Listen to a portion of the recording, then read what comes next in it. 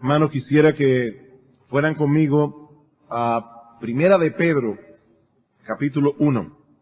No vamos a estudiar Primera de Pedro, pero quiero por favor que, a modo de introducción, vayamos a la primera carta del apóstol Pedro, capítulo 1, y vamos a leer los versículos 10 al 12.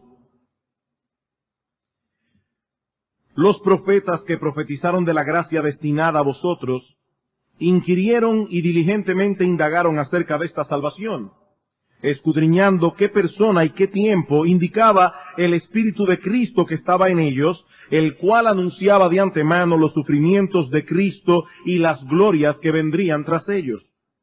A estos se les reveló que no para sí mismos, sino para nosotros, administraban las cosas que ahora os son anunciadas por los que os han predicado el Evangelio por el Espíritu Santo enviado del cielo, cosas en las cuales anhelan mirar los ángeles.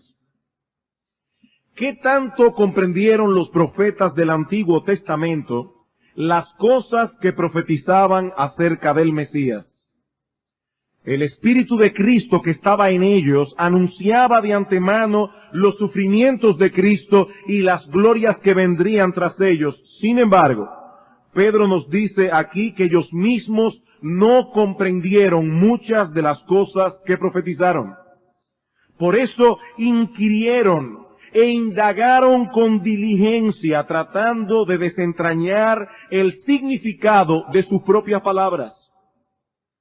Estos profetas no eran predicadores profesionales que se limitaban a impartir mecánicamente un mensaje. No, la obra del Mesías era algo en lo que ellos tenían un profundo interés. Ellos querían entender plenamente lo que estaban profetizando. Y los profetas no eran los únicos. Pedro nos dice en el versículo 12 que todo lo que concierne a la salvación de los escogidos de Dios es algo que los ángeles contemplan con sumo interés. Dice al final del versículo 12, cosas en las cuales anhelan mirar los ángeles. Aunque los ángeles se encuentran alrededor del trono de Dios, el conocimiento que tienen del misterio de la salvación es incompleto. En Efesios capítulo 3, versículo 10, hablando precisamente en el contexto del ministerio que el Señor encomendó al apóstol Pablo de anunciar entre los gentiles el evangelio de las inescrutables riquezas de Cristo, luego añade más adelante, para que la multiforme sabiduría de Dios sea ahora dada a conocer por medio de la iglesia a los principados y potestades en los lugares celestiales. Los ángeles están aprendiendo por medio de nosotros. Al igual que los profetas del Antiguo Testamento, ellos anhelan inquirir en estas cosas, anhelan tener un conocimiento más pleno de todo lo concerniente a la salvación de los escogidos. Ellos son seres racionales, que tienen sus preguntas, que tienen sus perplejidades, sobre todo en algo tan extraordinario para ellos como es el hecho de que Dios salve a los pecadores. Es muy llamativa la palabra que usa el apóstol Pedro en el versículo 12 y que Reina Valera traduce como anhelar. Cosas en las cuales anhelan mirar los ángeles. Esta palabra significa literalmente inclinarse a mirar. Y da la idea de algo que queremos examinar más de cerca. Los ángeles contemplan admirados el desarrollo del plan de salvación. Y ellos anhelan comprenderlo cada vez mejor. En el pasaje que vamos a estudiar hoy, para finalizar nuestra serie de exposiciones en el libro de Daniel, vemos ejemplificado este interés de los ángeles y de los profetas del que Pedro nos habla en este texto. Los invito ahora a ir conmigo a Daniel capítulo 12.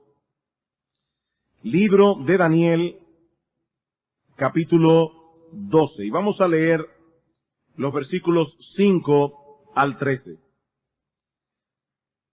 Y yo, Daniel, miré, y he aquí otros dos que estaban en pie, el uno a este lado del río y el otro al otro lado del río. Y dijo uno al varón vestido de lino que estaba sobre las aguas del río, ¿cuándo será el fin de estas maravillas? Y oí al varón vestido de lino que estaba sobre las aguas del río, el cual alzó su diestra y su siniestra al cielo, y juró por el que vive por los siglos de los siglos, que será por tiempo, tiempos y la mitad de un tiempo. Y cuando se acabe la dispersión del poder del pueblo santo, todas estas cosas serán cumplidas. Y ahora dice Daniel, yo oí, mas no entendí. Y dije, Señor mío, ¿cuál será el fin de estas cosas? Él respondió, anda Daniel, pues estas palabras están cerradas y selladas hasta el tiempo del fin. Muchos serán limpios y emblanquecidos y purificados. Los impíos procederán impíamente, y ninguno de los impíos entenderá, pero los entendidos comprenderán. Y desde el tiempo que se ha quitado el continuo sacrificio hasta la abominación desoladora, habrá 1290 días. Bienaventurado el que espere y llegue a 1335 días. Y tú irás hasta el fin, y reposarás, y te levantarás para recibir tu heredad al fin de los días. Antes de considerar estos últimos y bien difíciles versículos del libro de Daniel, hermanos, es necesario que recordemos una vez más el propósito esencial de las profecías bíblicas. Como hemos dicho otras veces, las profecías no tienen el propósito de satisfacer la curiosidad que muchos sienten por el futuro. Esta curiosidad no es edificante ni contribuye en nada a la madurez del pueblo de Dios. El Señor reveló lo suficiente como para que nuestra fe y esperanza sean fortalecidas en medio de las dificultades que tenemos que enfrentar cada día. Y nosotros tenemos el deber de esforzarnos para comprender todo lo que Él quería que comprendiéramos. En ese sentido, hermanos, el ejemplo de los ángeles y el ejemplo de Daniel debe ser imitado. Ellos inquirieron, no entendían algunas cosas y preguntaron. Pero hermanos, muchos detalles del plan profético de Dios continúan velados para nosotros.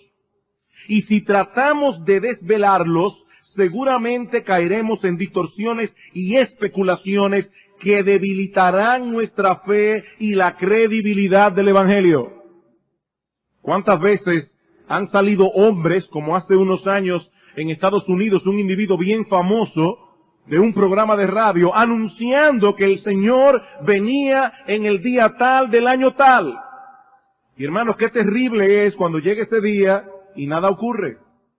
El Señor no quería que nosotros conociéramos ese detalle, así como muchos otros detalles de la palabra de Dios. Eso está encerrado dentro de los decretos divinos. Por eso, al estudiar esta última porción del libro de Daniel, nosotros debemos mantener en nuestras mentes la enseñanza de Deuteronomio 29:29, que dice ese texto tan conocido, que las cosas secretas pertenecen a Jehová nuestro Dios, mas las reveladas son para nosotros y para nuestros hijos para siempre, para que cumplamos todas las palabras de esta ley. El Señor nos reveló lo suficiente como para que podamos obedecerle a Él. Ocupémonos con diligencia y empeño en entender las cosas reveladas. Pero hermanos, dejemos las cosas secretas dentro de los límites impuestos por Dios. De todos modos, en las reveladas tenemos suficiente campo donde inquirir e indagar con diligencia. Podemos dividir el pasaje que vamos a estudiar hoy en dos secciones. En los versículos 5 al 7 tenemos la pregunta de uno de los ángeles y la respuesta de nuestro Señor. Y en los versículos 8 al 13 tenemos la pregunta de Daniel y una vez más la respuesta del Señor. Veamos primeramente la pregunta angelical. Versículo 5.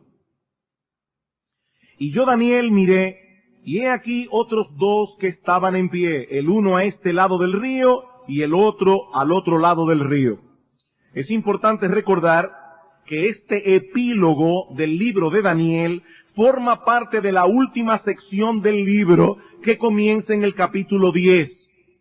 En esta porción, un personaje celestial ha mostrado a Daniel lo que acontecerá con el pueblo de Israel en el futuro inmediato, concluyendo con una descripción de la tribulación que precederá los tiempos del fin, así como la liberación final del pueblo de Dios. Eso lo tenemos en el capítulo 12, los versículos 1 al 4. Como dijimos en un sermón anterior, muchos estudiosos de las Escrituras entienden que la persona que muestra a Daniel esta visión no es otro que la segunda persona de la Trinidad, el Hijo de Dios en su estado preencarnado. La descripción que se da de él en el capítulo 10 encaja perfectamente con la que encontramos en Apocalipsis capítulo 1, versículos 12 al 16, donde Juan describe una visión que él tuvo del Cristo glorificado en la isla de Patmos. Pero no tenemos tiempo ahora para volver sobre este asunto. Ahora en el versículo 5 del capítulo 12, Daniel menciona otros dos personajes que han aparecido repentinamente en el escenario de la visión. Uno a un lado del río, y recuerden que se trata del río Tigris, y el otro al otro lado. El varón vestido de lino es aquel que está mostrando a Daniel la visión y que ya hemos identificado con nuestro Señor Jesucristo. El texto dice que el Señor se encontraba sobre las aguas del río, indicando así su poder sobre los elementos de la naturaleza. Nosotros sabemos por los evangelios que muchos años más tarde, durante su ministerio terrenal, el Señor Jesucristo habría de repetir este milagro de caminar sobre las aguas en el mar de Galilea. Obviamente, estos dos personajes que están a uno y al otro lado del río y que han aparecido de repente en la escena, ellos conocen el contenido de la visión que el Señor acaba de mostrar a Daniel, lo que motiva a uno de ellos a formular la pregunta que tenemos en el versículo 6. ¿Cuándo será el fin de estas maravillas? La palabra maravilla no se usa aquí en un sentido positivo o en un sentido hermoso, sino más bien como señalando algo extraordinario, algo sorprendente, fuera de lo común. Por el contexto, entendemos que se refiere a la persecución que el anticristo desatará contra el pueblo de Dios previo a la segunda venida de nuestro Señor Jesucristo.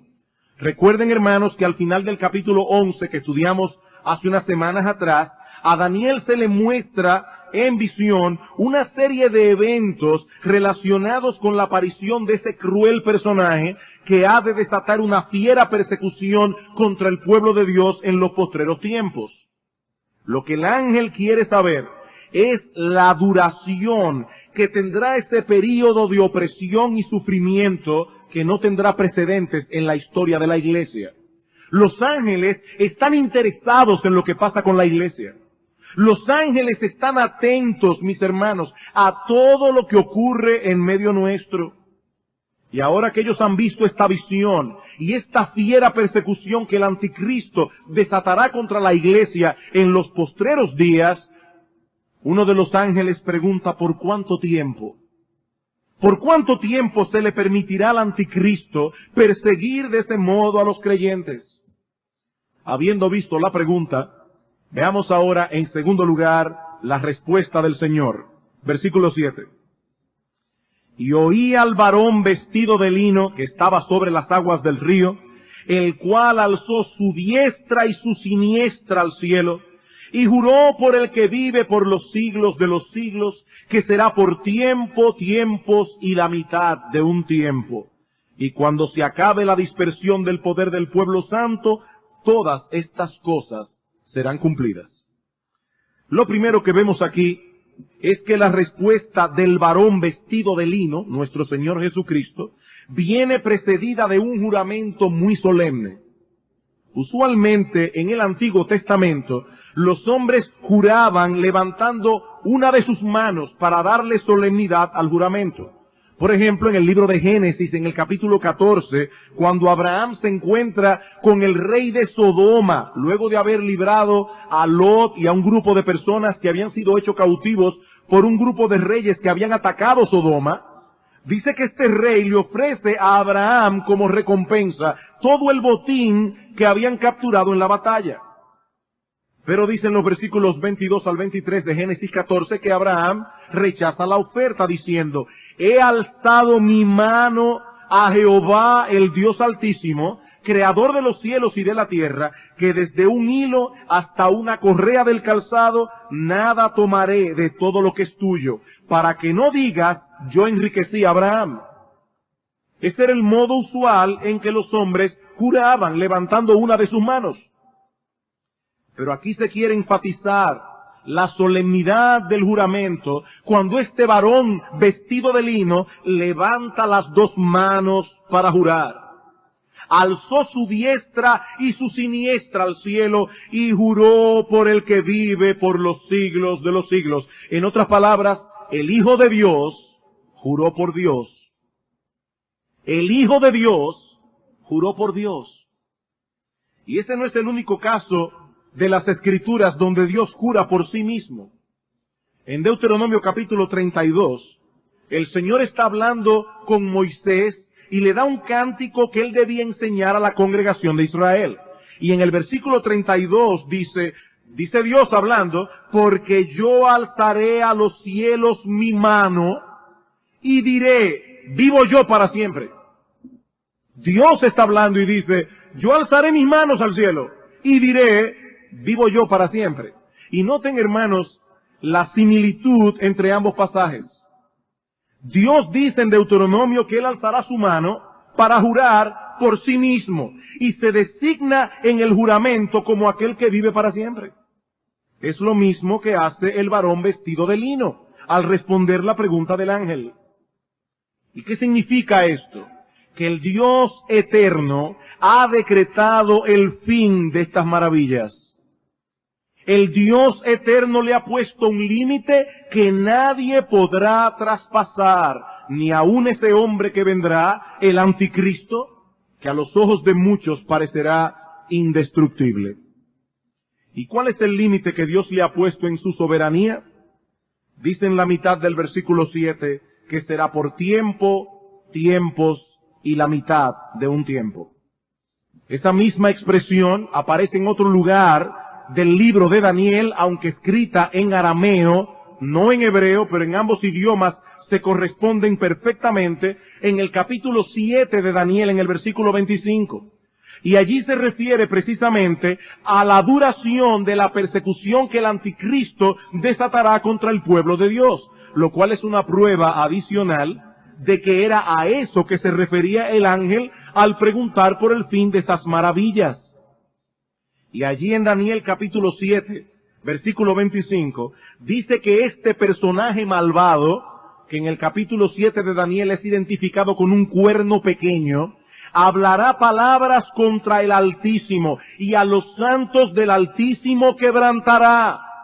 Y pensará cambiar los tiempos y la ley, y serán entregados en su mano, los santos del Altísimo, serán entregados en sus manos hasta tiempo y tiempos y medio tiempo. Una vez más, la misma expresión. ¿Cuánto durará la persecución del anticristo contra la iglesia? ¿Por cuánto tiempo Dios le permitirá al anticristo hacer guerra contra los santos? Por tiempo, tiempos y la mitad de un tiempo.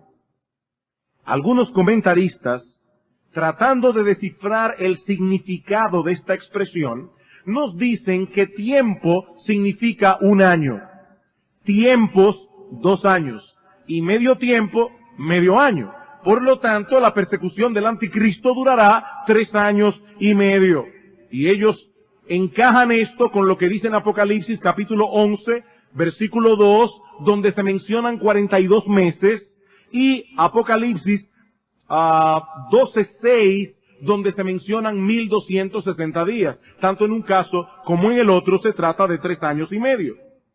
Sin embargo, lo cierto es, hermanos, que la palabra que se usa aquí en Daniel simplemente significa un período de tiempo que ha sido previamente determinado. Este sustantivo aparece solo 2 veces más en el Antiguo Testamento.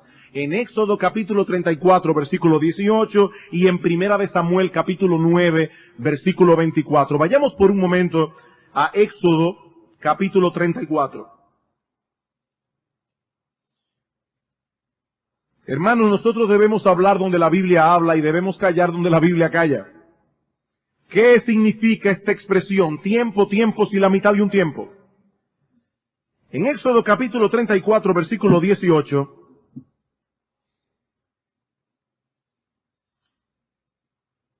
dice, la fiesta de los panes sin levadura guardarás. 7 días comerás pan sin levadura, según te he mandado, en el tiempo señalado. He ahí la palabra, en el tiempo señalado del mes de Abib, porque en el mes de Abib saliste de Egipto. ¿Qué significa la palabra? Un tiempo que ha sido previamente determinado.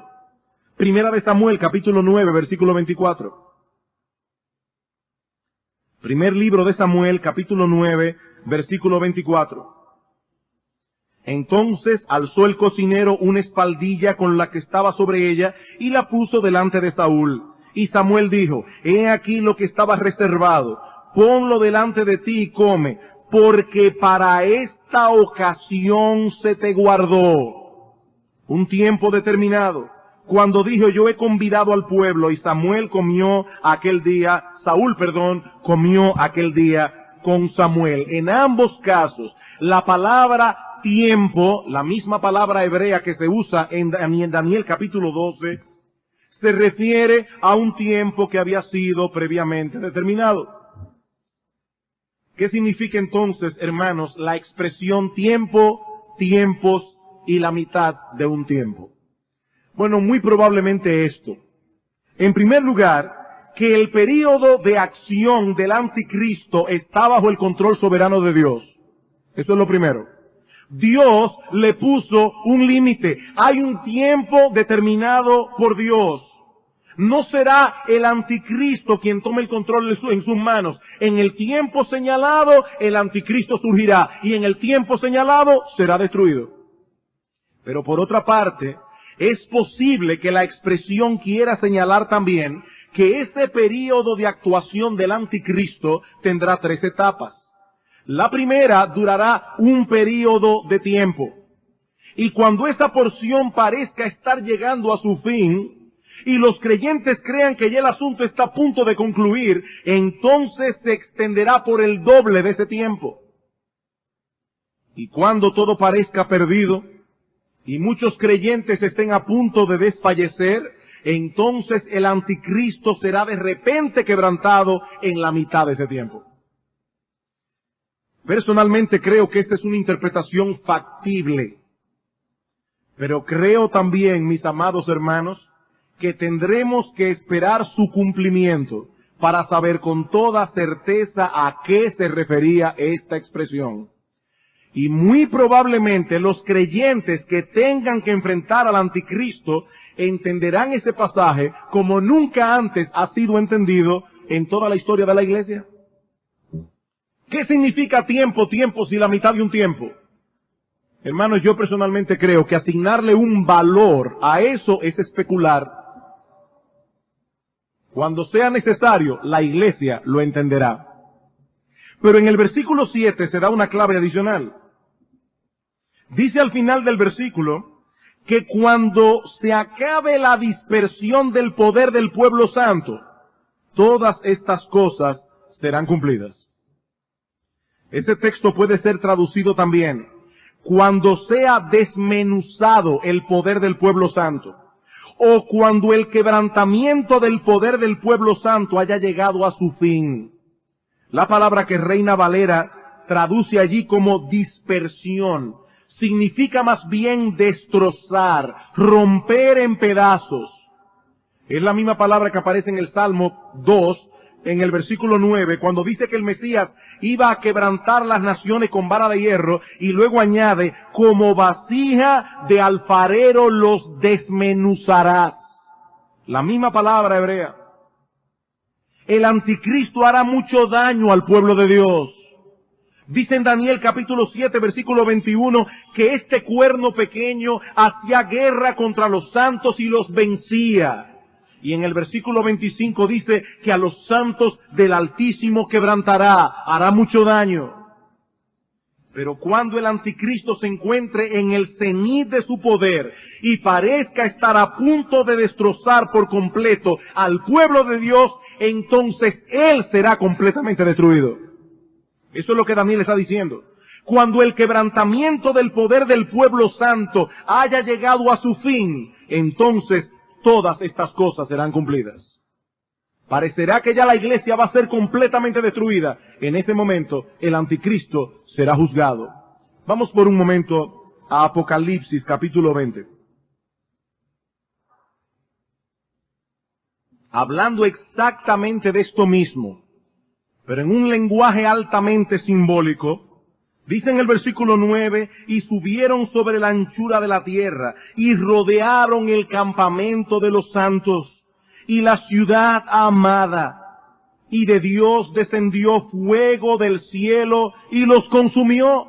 En el preciso momento en que parecería que la iglesia de Cristo habría de sucumbir, descendió fuego del cielo y los consumió. He aquí entonces, hermanos, la pregunta del ángel y la respuesta del Señor. Veamos ahora en tercer lugar, la pregunta de Daniel, para luego ver la respuesta del Señor. Versículo 8. Y yo oí, mas no entendí, y dije, Señor mío, ¿cuál será el fin de estas cosas? Daniel escuchó la respuesta que el Señor le dio al ángel. De hecho, por eso la pudo incluir en el libro. Él dice, yo oí, pero no entendí. Y Daniel parece implicar que el ángel sí entendió, porque él coloca el yo en el texto a modo de énfasis. Es como si él estuviera diciendo, yo oí lo mismo que el ángel oyó, pero yo no entendí. Yo oí lo mismo, pero yo no entendí. De ahí que Daniel sigue inquiriendo, Señor, ¿cuál será el fin de estas cosas? Y esta pregunta ha sido motivo de mucha controversia entre los comentaristas. La palabra hebrea, que Reina Valera traduce como fin, es distinta a la del versículo 6. El problema es que en español se traducen con la misma palabra. Los que tienen la versión de las Américas, verán que allí dice cuál es el resultado de esas cosas. Es una palabra hebrea diferente. Esta palabra puede traducirse como finalidad. ¿Cuál es la finalidad de estas cosas? ¿Cuál es el resultado de todo esto? ¿Qué finalidad tiene este periodo de aflicción? Es lo que Daniel está preguntando. Y una vez más vemos lo que decíamos en la introducción. Los profetas no eran predicadores profesionales. Ellos no entregaban mecánicamente el mensaje que les había sido encomendado. Daniel estaba preocupado por el futuro del pueblo de Dios. Los sufrimientos de la iglesia, los sufrimientos que él había contemplado en esa visión, afligía profundamente su alma, independientemente de si le tocaría a él o no pasar por esa experiencia. Hay algo muy obvio aquí, independientemente de cómo entendamos la pregunta de Daniel. Este hombre estaba plenamente identificado con el sufrimiento de sus hermanos, aún de aquellos que no habían nacido todavía. Amados hermanos, nada debe ser más importante para nosotros que el presente y el futuro de la iglesia. Daniel está contemplando una cosa que él no iba a vivir, y él está preocupado. Mi hermano, ¿qué tanto te preocupa el presente y el futuro de la iglesia? ¿Qué tanto? En estos días hay muchas cosas que a nosotros nos preocupan. Y hay muchas noticias llamando nuestra atención. Pero hermanos, ¿qué es lo más importante? ¿Qué es aquello que debe llamar más nuestra atención? El presente y el futuro de la iglesia. En este mismo momento en que nosotros estamos aquí, escuchando tranquilamente la palabra de Dios, hay creyentes en Cristo que están siendo perseguidos por causa de su fe. Y nosotros debemos identificarnos con el dolor de ellos y debemos orar por ellos porque son nuestros hermanos. Mis amados hermanos, no en todos los lugares del mundo la iglesia de Cristo disfruta de la paz, de la tranquilidad y de la libertad con que nosotros aquí podemos adorar y servir a Dios. Hay hermanos en Cristo que están pagando un precio muy alto por su fe. Y yo me pregunto, ¿cuántos de nosotros realmente apreciamos la libertad que tenemos de poder adorar a Dios? ¿Cuántos de nosotros estamos usando la oportunidad que el Señor nos concede de estar en una nación donde libremente podemos predicar el Evangelio? Aquí a nadie lo van a meter preso por eso. ¿Cuántos de nosotros estamos usando esa libertad? No olvidemos, hermanos, que otros se encuentran en situaciones muy distintas. Y no olvidemos que no siempre nosotros tendremos ese privilegio. La iglesia de Cristo será perseguida. La iglesia de Cristo sufrirá tribulación. Y la palabra de Dios es bien clara. No habrá ningún rapto antes de que llegue el anticristo. No, 1000 veces no. Pablo dice en 2 Tesalonicenses capítulo 2, no los engañe nadie, dice Pablo. No vendrá Cristo y nuestra reunión con Él hasta que se manifieste el hijo de pecado, el hombre de perdición. A nadie será sacado de aquí antes que llegue esos días. Sí habrá un rapto, la Biblia lo dice. Y en Mateo capítulo 24, versículo 29 en adelante dice claramente que ese arrebatamiento será después de la tribulación de aquellos días, no antes. La iglesia de Cristo sufrirá persecución. La pregunta es, mis amados hermanos, ¿estamos nosotros ahora aprovechando el privilegio, la oportunidad que Dios nos da, que muchos de nuestros hermanos en la fe no tienen? ¿O estamos perdiendo el tiempo con los juguetes y las boberías de este mundo? Quiere el Señor que no lleguen días y que nuestros ojos lo vean, en que nosotros miremos hacia atrás a estos días y sintamos un dolor punzante en el corazón por todo el tiempo que perdimos para servir a Dios en el momento que pudimos hacerlo con libertad. No siempre la iglesia de Cristo disfrutará de la paz, la tranquilidad, la libertad que nosotros disfrutamos en estos días. Daniel vio eso cientos de años atrás y estaba preocupado. ¿Cuál será el resultado de todo esto? La respuesta del Señor, versículo 9. Él respondió, anda, Daniel, pues estas palabras están cerradas y selladas hasta el tiempo del fin. Anteriormente a Daniel se le había ordenado cerrar y sellar el libro. Vean el versículo 4. Pero tú, Daniel, cierra las palabras y sella el libro hasta el tiempo del fin. Recuerden que en esa época los persas tenían la costumbre de hacer una copia de los libros que debían ser preservados para la posteridad. Ellos los sellaban y los colocaban en la biblioteca para que esté disponible para todos. Así que la idea no era la de sellar el libro para que nadie pudiera leerlo, sino todo lo contrario. Era sellarlo para que el libro pudiera ser preservado y leído por las generaciones futuras. Lo que el Señor está diciendo a Daniel es que esta profecía contenida en su libro debía ser preservada hasta los tiempos del fin. Porque los creyentes que vivan en esos días entenderán lo que nosotros ahora no podemos entender. Como bien señala Edward Young en su comentario, este versículo ilustra el carácter práctico de las Sagradas Escrituras.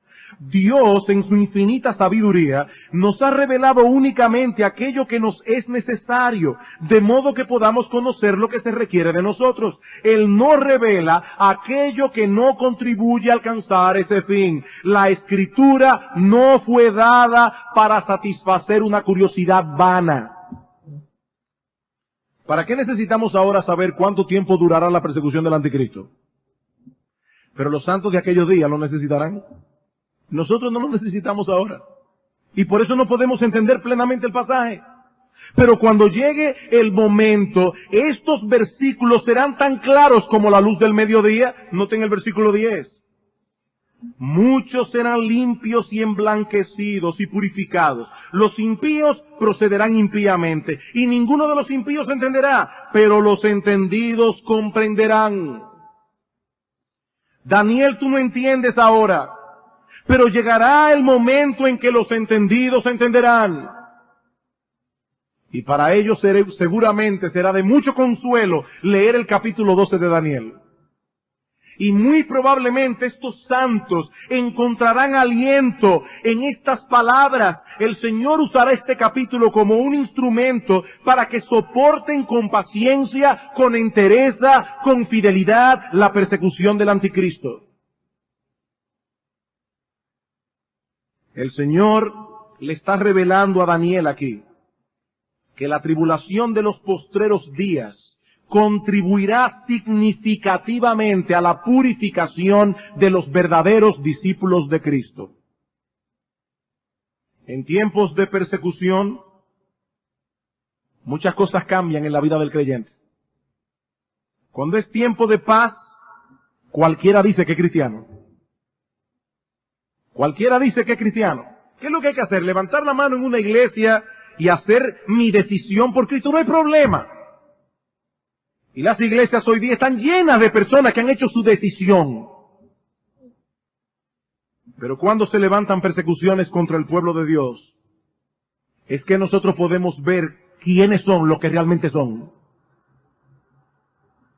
Dice en Lucas capítulo 8, versículo 13, hablando de la parábola del sembrador, dice que esa semilla que fue sembrada junto al camino, en un terreno, no junto al camino, sino en un terreno que no tenía mucha profundidad, dice, estos son los que creen por algún tiempo, pero en el tiempo de la prueba se apartan.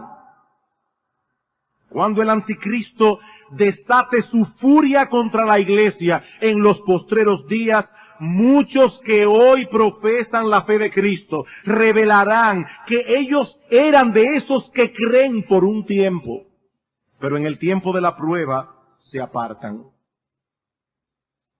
Por otro lado, a pesar de los juicios que vendrán en esos días sobre la tierra, y a pesar del testimonio de los creyentes en medio de ese tiempo de tribulación, los impíos, viendo todo eso, seguirán sumidos en su impiedad. Dice en el versículo 10, muchos serán limpios y emblanquecidos y purificados, los impíos procederán impíamente y ninguno de los impíos entenderá. Increíble, hermanos. Delante de sus ojos estas profecías se cumplirán. Delante de sus ojos todo esto será cumplido, pero ellos no lo entenderán. Y en su ceguera ellos se entregarán por completo y de todo corazón a seguir al anticristo. Y yo no sé cuándo será eso. Yo no sé si algunos de nuestros jóvenes estarán vivos para ese tiempo. Pero si hoy no creyeron, probablemente algunos de los que escuchen este sermón se entregarán de corazón a seguir al anticristo. Vamos por un momento a 2 Tesalonicenses, capítulo 2, versículo 8. Hablando precisamente de la aparición del hijo de pecado, del hombre de perdición, dice en el versículo 8, y entonces se manifestará aquel inicuo a quien el Señor matará con el espíritu de su boca y destruirá con el resplandor de su venida. Inicuo cuyo advenimiento es por obra de Satanás, con gran poder y señales y prodigios mentirosos, y con todo engaño de iniquidad para los que se pierden, por cuanto no recibieron el amor de la verdad para ser salvos. Por esto Dios les envía un poder engañoso para que crean la mentira, a fin de que sean condenados todos los que no creyeron a la verdad, sino que se complacieron en la injusticia. Estos hombres se habían expuesto a la verdad, pero habían decidido desechar la verdad. Habían sido exhortados a abrazar el Evangelio, pero lo rechazaron. y Dios los juzgará, apartando de ellos todo sentido común, para que se entreguen de todo corazón a creer una mentira y seguir al anticristo. Amigo mío, joven que estás aquí en esta noche, tú debes saber que corres un enorme peligro cuando desprecias sistemáticamente las advertencias de Dios. Tú corres un peligro cuando rechazas sistemáticamente el llamado de Dios, porque puede llegar el momento en que Dios decida, como un juicio para ti, alejarte por completo de la influencia de su gracia. Y cuando eso ocurre, el hombre pierde todo sentido de la realidad, al punto de que es capaz de creer cualquier cosa. A veces uno se pregunta, ¿cómo es que la gente inteligente, pueden creer ciertas cosas? En estos días estaba leyendo algo que salió en el periódico acerca del Feng Shui. No sé cuántos de ustedes están familiarizados con eso, pero es toda una teoría de cómo se debe diseñar la casa para que la energía positiva entre y no salga. Y una de las cosas que decía, pero muy en serio, si fuera un chiste yo me reiría, pero no es un chiste, es en serio. Esta persona decía que la cocina de la casa no se debe diseñar cerca de la entrada, porque cuando la energía positiva entra, si la cocina está ahí, toda esa energía se va por el sumidero. Y uno dice, pero ¿será de verdad que lo están diciendo? Y es de verdad. Hermanos, una persona que no cree en Dios es capaz de creer cualquier cosa. Y en los días del anticristo, Pablo dice que aquellos que fueron expuestos a la verdad, pero rechazaron la verdad, Dios les retirará su gracia para que crean la mentira, para que se entreguen de todo corazón al anticristo. Los impíos, dice Daniel, viendo todo aquello, viendo delante de sus ojos el cumplimiento de las profecías bíblicas, seguirán sumidos en su impiedad. Óyeme bien, joven, no vayas a pensar, yo esperaré a ver si esas cosas se cumplen, porque probablemente cuando se cumplan ya tú no tendrás oportunidad. Demasiado privilegio te ha dado Dios. Demasiado privilegio te ha dado Dios. Cuidado, mucho cuidado. Pero he aquí, mis amados hermanos, en medio de ese panorama tan oscuro, una promesa sumamente alentadora para los hijos de Dios. Por más fiera que sea la persecución, ningún verdadero creyente se perderá, porque las pruebas servirán más bien para purificarlo. Dice en el versículo 10, muchos serán limpios y emblanquecidos y purificados en medio de ese periodo tan difícil. Siempre que se exponen temas como estos en la iglesia, muchos cristianos sinceros, honestos, genuinos, se preguntan honestamente, si me tocara vivir esos días, ¿podré perseverar en mi fidelidad a Dios? Si yo soy uno de esos que va a tener que enfrentar la persecución del anticristo, ¿terminaré negando a mi bendito Señor y Salvador? Mi hermano, si esa idea te ha cruzado por la mente, primero créeme, tú no estás solo. Muchos piensan eso. Muchos pensamos eso. Muchos nos preguntamos lo mismo. Pero ese texto dice, a los verdaderos cristianos esa persecución los purificará. Escucha, mi hermano, lo que dice Pablo en Romanos 8:35. ¿Quién nos separará del amor de Cristo? ¿Tribulación o angustia? ¿O persecución o hambre? ¿O desnudez o peligro o espada? No, antes en todas estas cosas somos más que vencedores por medio de aquel que nos amó. Pablo no está diciendo allí que nosotros no pasaremos por persecución, tribulación, persecución, hambre, peligro, espada, no. Él está diciendo, nosotros somos en todas estas cosas más que vencedores. Y sigue diciendo Pablo, por lo cual estoy seguro de que ni la muerte, ni la vida, ni ángeles, ni principados, ni potestades, ni lo presente, ni lo porvenir, ni lo alto, ni lo profundo, ni ninguna otra cosa creada nos podrá separar del amor de Dios que es en Cristo Jesús, Señor nuestro. Nada, hermanos. En tiempos de prueba, los verdaderos cristianos se aferran a su fe como los perros al hueso. ¿Se ha visto un perro, jugando con el hueso? Él está de lo más tranquilo, jugando indiferente con el hueso. Trata de quitárselo. Y usted verá cómo se aferra con toda su mandíbula. Mi hermano, si te ha de tocar a ti vivir esa experiencia, créeme que el Señor te dará la gracia que necesitarás para salir más purificado aún de ese tiempo de tribulación. Él no te va a dar la gracia ahora. Nosotros somos tan increíbles que si Dios nos da la gracia ahora de pasar por una persecución así, siendo fieles a Dios, seríamos capaces de enorgullecernos. No, es mejor que sintamos la debilidad. Pero si llega el momento, Dios nos dará la gracia. Pero ahora el Señor va a añadir algo más a lo que ya ha sido revelado en su respuesta a Daniel, versículo 11. Y desde el tiempo que se ha quitado el continuo sacrificio hasta la abominación desoladora, habrá 1290 días. Bienaventurado el que espere y llegue a 1335 días. Otra vez, este versículo 11 y 12, estos versículos han sido objeto de innumerables interpretaciones. Y ciertamente, hermanos, una vez más estamos delante de una profecía que los creyentes del tiempo del fin estarán mejor preparados que nosotros para interpretarla. Pero al menos podemos decir algunas cosas teniendo siempre el cuidado de no ser dogmáticos. ¿Qué significa este texto? Bueno, en primer lugar, recuerden que estas palabras forman parte de la respuesta del Señor a la pregunta de Daniel en el versículo 8. ¿Cuál será el fin o el resultado de estas cosas? Por lo tanto, lo que se está profetizando aquí es algo que tiene que ver con los tiempos del fin.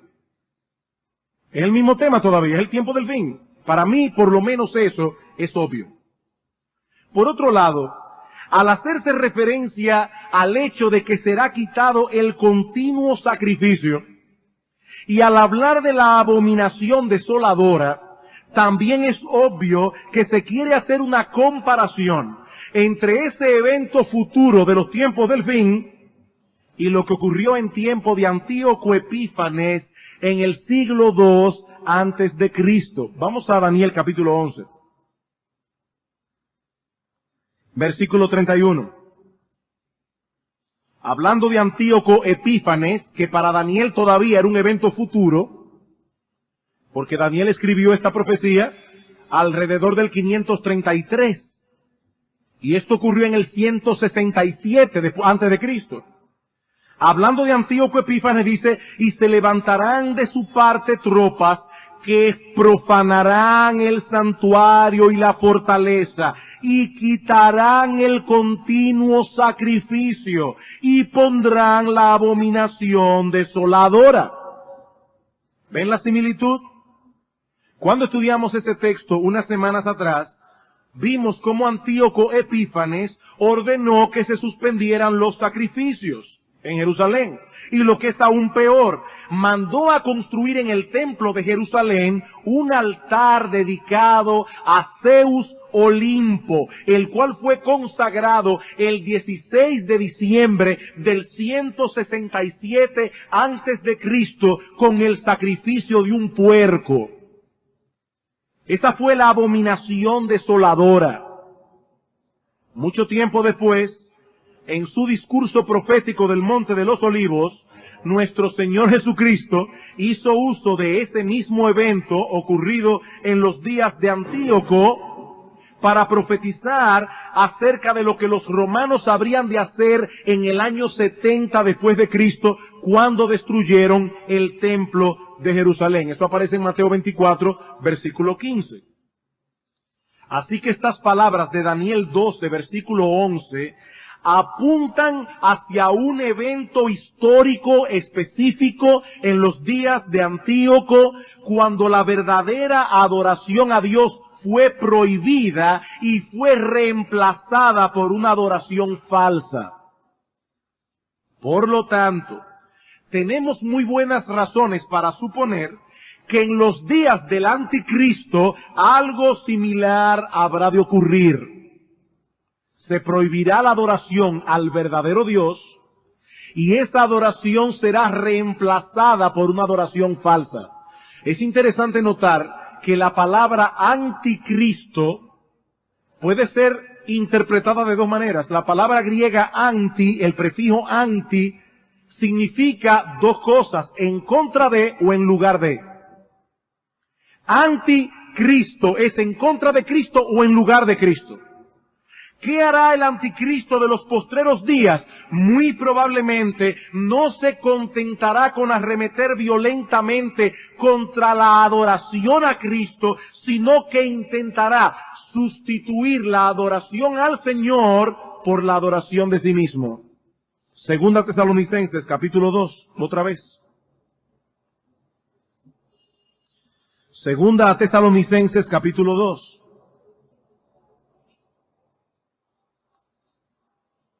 Versículo 1. Pero con respecto a la venida de nuestro Señor Jesucristo y nuestra reunión con Él, es decir, el arrebatamiento de la iglesia, os rogamos, hermanos, que no os dejéis mover fácilmente de vuestro modo de pensar, ni os conturbéis, ni por espíritu, ni por palabra, ni por carta como si fuera nuestra, en el sentido de que el día del Señor está cerca. Nadie os engañe en ninguna manera, porque ese evento, la venida de Cristo y nuestra reunión con Él en el día del Señor, ese evento no vendrá sin que antes venga la apostasía y se manifieste el hombre de pecado, el hijo de perdición. El arrebatamiento es posterior, dice Pablo, a la aparición del anticristo. Y hermanos, honestamente yo creo que más claro de ahí es imposible ponerlo.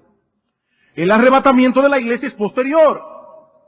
Se va a manifestar el hombre de pecado, el hijo de perdición, y ahora noten, el cual se opone y se levanta contra todo lo que se llama Dios o es objeto de culto, tanto que se sienta en el templo de Dios como Dios, haciéndose pasar por Dios.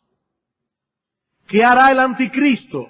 El anticristo prohibirá la adoración a Cristo y en su lugar tratará de que los hombres lo adoren a Él. ¿Y qué significan esos días que menciona Daniel aquí? Porque él dice, desde el tiempo que se ha quitado el continuo sacrificio hasta la abominación desoladora, habrá 1290 días, bienaventurado el que espere y llegue hasta 1335 días. ¿Qué significan esos días? Voy a apropiarme aquí de las palabras del comentarista Stuart Olyott, que al acercarse al estudio de estos versículos dice, yo no tengo la menor idea de lo que significan. Y él sigue diciendo, esto no me avergüenza, porque yo confío en que ustedes tampoco lo entienden. He aquí un comentarista honesto. Yo no entiendo. Y si ustedes me preguntan a mí, yo tampoco. No entiendo, hermanos. Y creo que sería inútil de mi parte comenzar a especular aquí qué implican esos días. Y una vez más, yo insisto, cuando llegue el momento, los creyentes que estén vivos y tengan que enfrentar esa persecución lo entenderán perfectamente. Ellos lo entenderán. Ahora, al menos sí podemos decir con toda confianza que estos versículos nos enseñan que ya Dios tiene determinado el tiempo en que esas cosas ocurrirán. Nosotros estamos en las manos de un Dios que tiene control de la historia y que llevará su plan a cumplimiento aunque todos los poderes del mal y del infierno se le opongan. Y así llegamos al último versículo del libro, versículo 13. Y tú, Daniel, irás hasta el fin, y reposarás y te levantarás para recibir tu heredad al fin de los días. Ese texto podemos traducirlo literalmente del hebreo, y tú sigue hasta el fin. Y tú sigue hasta el fin. En otras palabras, lo mismo que le dice en el versículo 9. Anda, Daniel. Continúa corriendo la carrera hasta el fin de tus días.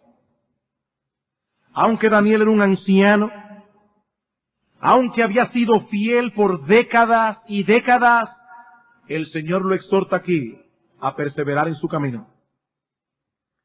Amados hermanos, hasta que exhalemos el último suspiro, todos los creyentes tenemos el deber de seguir corriendo y de seguir luchando. El hecho de que tengamos muchos años en la fe, el hecho de que tengamos muchos años de edad, yo no lo tengo, pero el que lo tenga, eso no elimina el peligro que todos corremos de tropezar y caer. Un hombre que tenía más de 70 años corriendo la carrera, y Dios le dice, Daniel, sigue corriendo.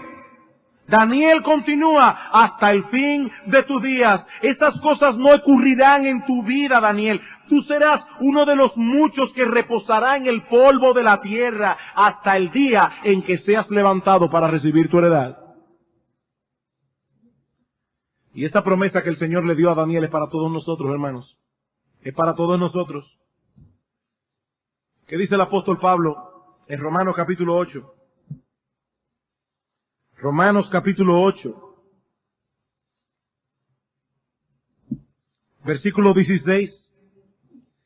El Espíritu mismo da testimonio a nuestro espíritu de que somos hijos de Dios. Y si hijos, también herederos, herederos de Dios y coherederos con Cristo, si es que padecemos juntamente con Él, para que juntamente con Él seamos glorificados. Mis hermanos, nosotros también descansaremos en el polvo si nos llega la muerte. Nuestra alma irá a la presencia de Dios y nuestro cuerpo a la tumba a esperar el día de la resurrección. Ese día la voz de Cristo retumbará en todos los rincones del universo y los hijos de Dios se levantarán del polvo para recibir su heredad. Herederos con Cristo. Primera de Pedro. Primera de Pedro, capítulo 1.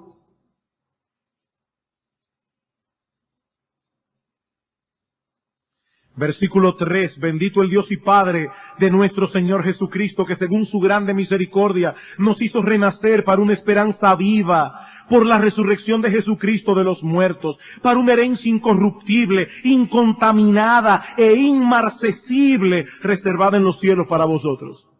¡Qué promesa! Una herencia que no se corrompe, una herencia que no está contaminada, una herencia inmarcesible. ¿Y eso qué significa? Esa palabra significa simplemente inmarchitable. Una herencia que no se marchita. Una herencia que no se pone vieja con el paso del tiempo.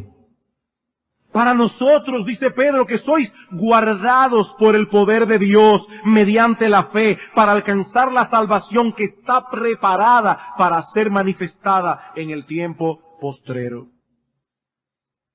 Nos espera una herencia en los cielos que nunca nadie nos podrá quitar. Y en esa herencia debemos fijar nuestros ojos por la fe. ¿Saben para qué, hermanos? Para que no demos al mundo temporal un valor que no tiene. Y yo no necesito ampliar ese punto, el pastor Salvador lo hizo magistralmente esta mañana. Hermanos, es en esa herencia que debemos fijar nuestros ojos. Para que no le demos a la basura de este mundo un valor que no tiene, no mirando vosotros las cosas que se ven, porque las cosas que se ven son temporales, las que no se ven son eternas. Y dice Pablo que cuando nosotros corremos la carrera, mirando esas cosas que no se ven, el hombre exterior se va desgastando, pero el interior se renueva de día en día. ¿Quieren una prueba de eso? Daniel.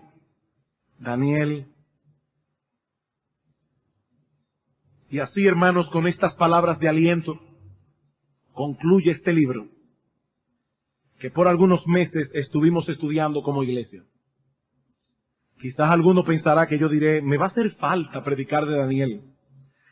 No, hermanos, yo no puedo negar que es con una sensación de alivio que yo concluyo hoy esta serie de exposiciones. Es con alivio. Yo le decía a mi familia que ayer en la noche, cuando yo cerré todos los comentarios de Daniel y lo puse otra vez en el librero, sentí una descarga. Porque este es un libro muy demandante, hermanos. Pero, si el Señor ha usado estos estudios para que algunos, sean pocos, ojalá sean muchos, en la iglesia, hayan tomado la decisión de imitar a este siervo de Dios en su fidelidad, entonces el esfuerzo valió la pena. Daniel tiene algo que decir a los creyentes del día de hoy. Sin importar la etapa de la vida en que se encuentren, Daniel tiene algo que decirnos. Aquí tenemos el ejemplo de un hombre que fue fiel. Cuando era un adolescente de 15 años, fue fiel. Cuando era un adulto joven, fue fiel. Cuando era un adulto maduro, fue fiel. Y cuando llegó a ser un hombre de edad avanzada, este hombre siguió siendo fiel. Y hay un ejemplo, hermanos. Y hay un ejemplo. Sus ocupaciones como hombre de Estado no lo desviaron del camino, ni los altos puestos que ocupó en la corte babilónica o en la corte medo-persa. Daniel no fue atrapado por las intrigas palaciegas, no fue atrapado por los placeres que seguramente estaban a su disposición, y mucho menos por la amenaza de los poderosos. He aquí, mis hermanos amados, niños que están aquí, jóvenes que están aquí, adultos y personas maduras que están aquí. He ahí el ejemplo de un hombre que estuvo dispuesto a pagar el precio de su fe. Y ahora que vamos a concluir el estudio de este libro, este es un buen momento para preguntarnos, ¿qué de mí? ¿Qué de mí? Daniel no era un superhombre. Por la gracia de Dios, él fue lo que fue. Y esa gracia, mi hermano, está disponible para ti, lo mismo que estuvo disponible para él, y en el caso nuestro, mucho más abundante. Porque estamos en una época de un despliegue mayor de la libertad del Espíritu. ¿Estamos nosotros dispuestos a pagar ese precio? El precio de la fe. Ya los días de Daniel pasaron. Nosotros estamos viviendo ahora nuestros días. Pero tenemos la misma responsabilidad. Y aún mayor. Porque Daniel no tenía ni idea de muchas de las cosas que nosotros conocemos hoy por la revelación del Nuevo Testamento. Daniel en esa época no sabía lo que tú y yo sabemos de la encarnación del Hijo de Dios. Daniel no sabía, como tú y yo sabemos, de los sufrimientos del Señor Jesucristo. Daniel no sabía, como tú y yo sabemos, que Él fue clavado y traspasado en una cruz. Daniel no sabía, como tú y yo sabemos, que al tercer día la tumba no lo pudo retener. Daniel no sabía, como tú y yo sabemos, que al 40 días de haber resucitado, ascendió victorioso y glorioso a los cielos, y que allí está sentado a la diestra de Dios, intercediendo por nosotros cada día. Daniel no sabía eso. Y tú y yo lo sabemos. Mi hermano, nuestra responsabilidad es mucho mayor. Que Dios nos dé la gracia para que en vez de estar buscando curiosidades proféticas en las Escrituras, si nosotros tenemos una responsabilidad de escudriñar diligentemente las cosas que Dios sí ha revelado, para que nos sirvan de aliento y de estímulo para correr la carrera, pero en vez de estar buscando curiosidades por la mera curiosidad, que nosotros tomemos estas cosas como combustible para seguir corriendo la carrera con los ojos puestos en Jesús, el autor y el consumador de nuestra fe.